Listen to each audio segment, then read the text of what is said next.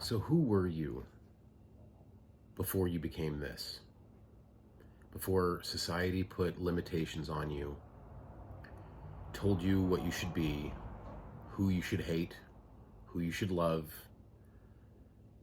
what you should be affiliated with, how you can live up to your parents' expectations. Who were you really? That was one of the questions that I had for myself as I was going through all of this. Because I was tired of playing a part, wearing a mask. You know, I mean, like society tells us, you're a man, you have to act this particular way, and there is no choice in the matter. Big boys don't cry, right? And that's probably one of the biggest running jokes on the planet. Because in order to get yourself to who you really are, you need to feel every emotion that you have. You need to feel it so deeply that it starts breaking apart.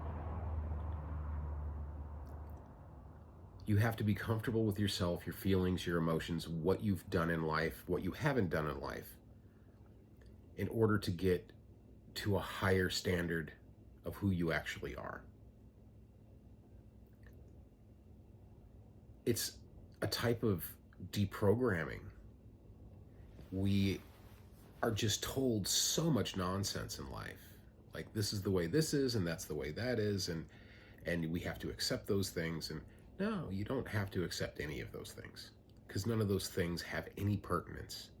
The arguments that we get in on a social level of what vaccine does what, and what, you know, whether it's Republican or Democrat, what sports team we should be into, what our favorite cars are, and it's just all a bunch of crap.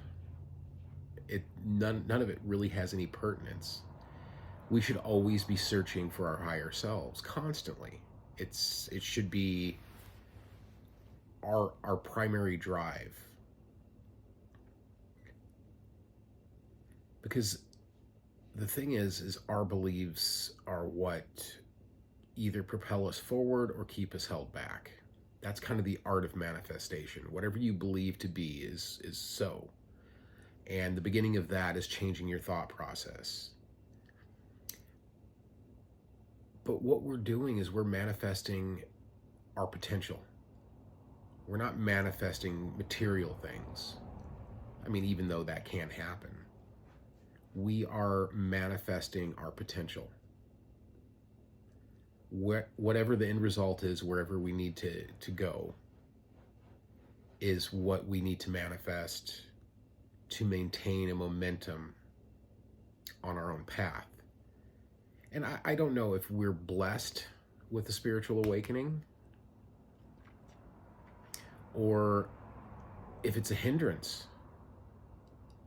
Because, I mean, if you're watching this, you've probably went through a similar thing, or many similar things, because you also know that there is not just the one awakening, it's a constant flow.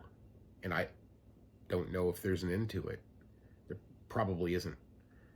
That's where all the indicators are going right at the moment, is that there aren't end points. There's end points of what you think you were, and it's like disrobing. You know, you take off the jacket and then the shirt and then the undershirt and then maybe the base layer, and you just keep going until all that's left is the naked you that you started out with.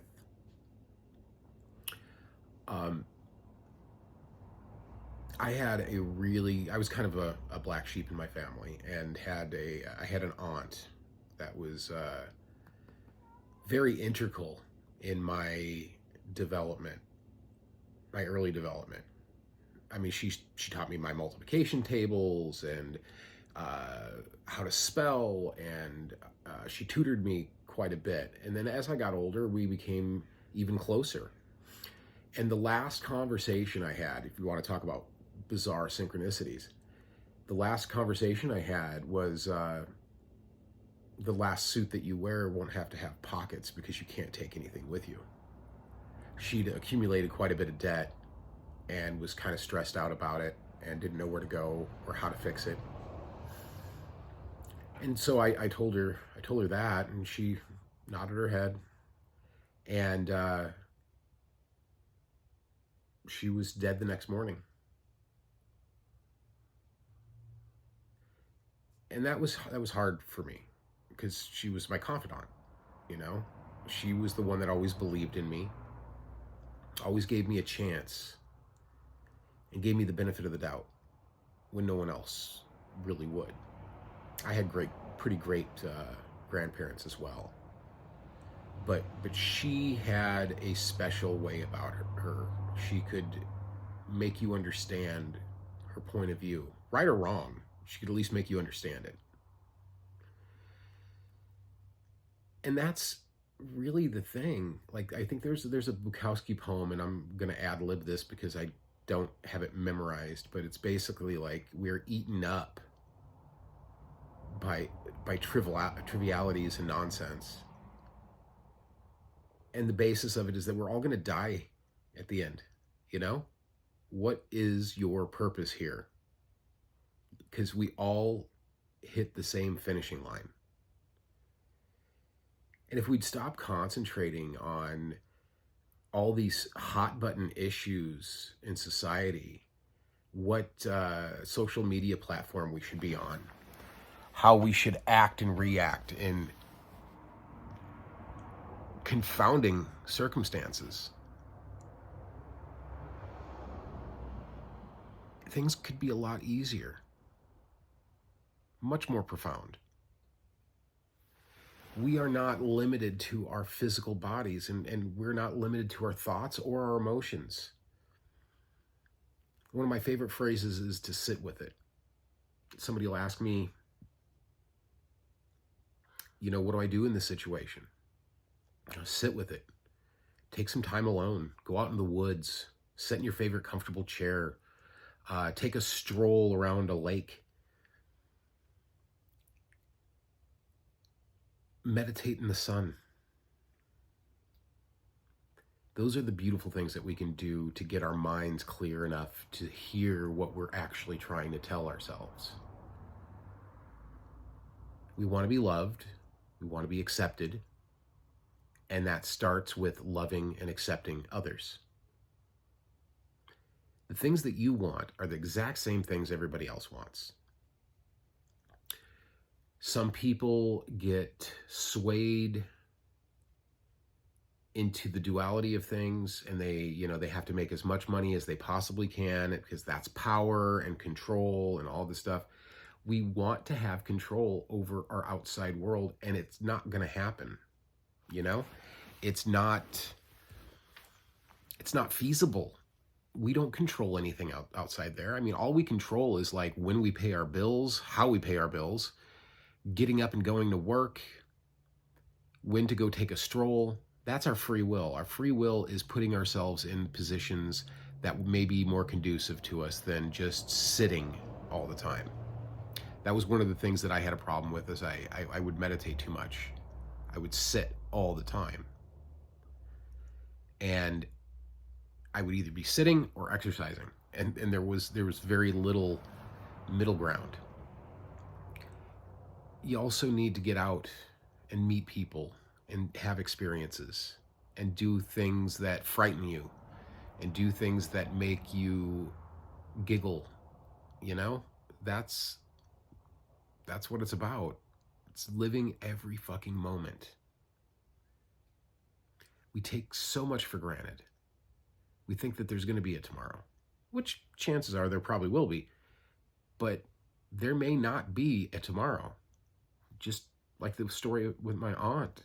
I mean, we had this weird conversation. She got a headache and died. Because the last time I heard about her, she had said that she was going to bed because she had a migraine. Well, what it was is her carotid artery was plugged. She wasn't getting enough blood to her brain, and that was that. And it was sad. It was horrid. Going through her possessions, Yeah, it was nuts. But we've all been there. We've all been in positions where it damns our way of thinking. That was one of mine. The understanding that this is impermanent. There's an old Zen adage, first there was a mountain, then there was no mountain, then there was a mountain. And I'm ad-libbing that too. But the idea behind that is that nothing is forever. Even the things that we think are forever are not forever. Even granite decomposes eventually. So with that, get out there,